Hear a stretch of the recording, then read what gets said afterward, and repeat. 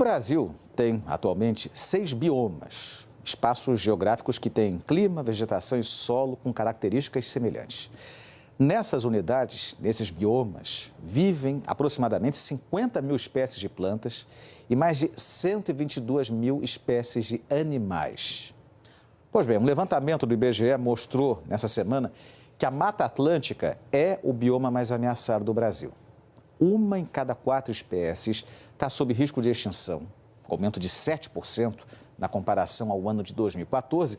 E não por acaso, nesse dia de hoje, 27 de maio, Dia Nacional da Mata Atlântica, a gente vai tentar entender melhor o tamanho dessa encrenca. Então, o Rafael Loyola, diretor executivo do Instituto Internacional para a Sustentabilidade, está chegando aqui para conversar com a gente. Rafael, boa tarde.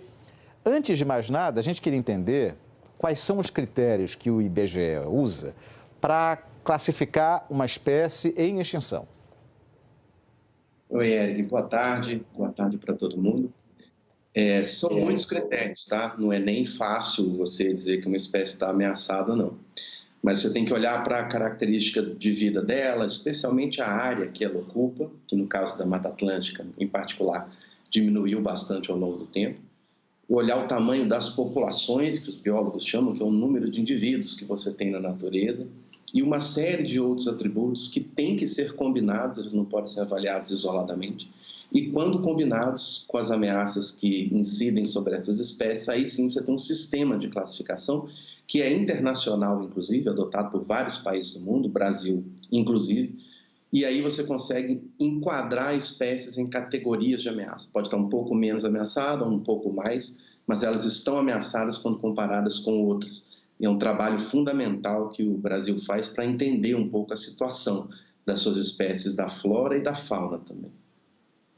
Ok, então, a gente viu aí o fator que leva as espécies a serem ameaçadas. Agora, quanto aos biomas, o que leva a Mata Atlântica a ser o bioma mais ameaçado que nós temos nesse momento? A Mata Atlântica, historicamente, é o nosso bioma mais ameaçado desde a chegada dos portugueses, que aqui começaram a explorar o pau-brasil, que deu até o nome ao país, né? E é um bioma que sofreu com isso e chegou ao ponto de ter mais ou menos 7% só da sua área com vegetação nativa.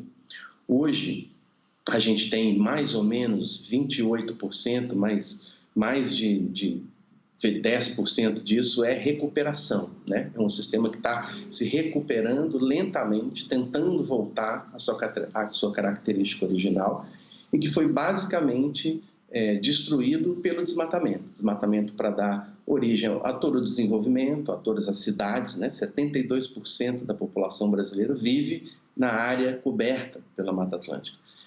E, além disso, todas as atividades humanas que nós temos, a construção de hidrelétrica, mineração, a criação de pastos, como nós estamos vendo aí na imagem, a agricultura, tudo isso trocou, né, o que a gente chama de mudança no uso da terra, trocou aquela terra que era de vegetação nativa por uma série de outros usos, isso com 500 anos de história, né?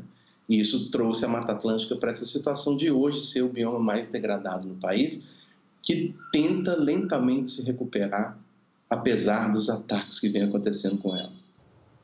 Enquanto o Rafael estava falando, a gente estava vendo as imagens belíssimas da Mata Atlântica. E para que o que a gente viu possa ser mantido, para reverter o quadro de destruição, o que pode ser feito de mais urgente? Primeiro, a gente tem que chegar num momento, embora a gente ainda, a essa altura do campeonato, esteja preocupado com a preservação da Mata Atlântica, uma coisa que não precisaria acontecer com a lei da Mata Atlântica que já existe, a gente tem focado muito na restauração da Mata Atlântica, né? Tem uma série de grupos, tem mais de 300 organizações olhando para esse bioma, tentando entender como é que ele pode se recuperar. O próprio IES, onde eu trabalho, tem estudos mostrando onde estão as áreas prioritárias para isso. Eles podem até ser consultados na internet para você poder entender onde eu teria mais retorno dessa restauração. E esse retorno pode ser por ângulos diferentes. A gente pode pensar para a própria biodiversidade, onde é melhor restaurar e eu vou ter mais espécies, eu vou ter menos espécies correndo risco de extinção, eu vou diminuir esse risco que a gente começou falando aqui. Eu posso olhar para uma estratégia hoje de mercado, de como é que eu posso minimizar mudanças climáticas sequestrando carbono e como é que esse carbono pode virar até recurso e manter essa floresta em pé depois de restaurada, pode gerar economia para a região. Eu posso olhar para a água, a Mata Atlântica abastece aí 145 milhões de pessoas que moram dentro da região do bioma, como é que eu posso melhorar a qualidade de água e fazer com que ela chegue para as pessoas. E, obviamente, eu posso avaliar o custo disso. Quanto é que custa, como é que eu consigo baratear essa restauração e como é que eu integro, fundamentalmente, todos esses aspectos para trazer esse bioma de volta à potência que ele sempre teve e a tudo que ele pode entregar para a gente, não só como natureza, mas como serviços que a Mata Atlântica fornece para cada um de nós todos os dias. E que, com absoluta certeza, vão compensar o custo que possa levar para que tudo isso seja preservado. Rafael Loyola, diretor executivo do Fundo Internacional para a Sustentabilidade. Obrigado, Rafael, pela entrevista e boa noite. Obrigado a você, Eric. Um grande abraço.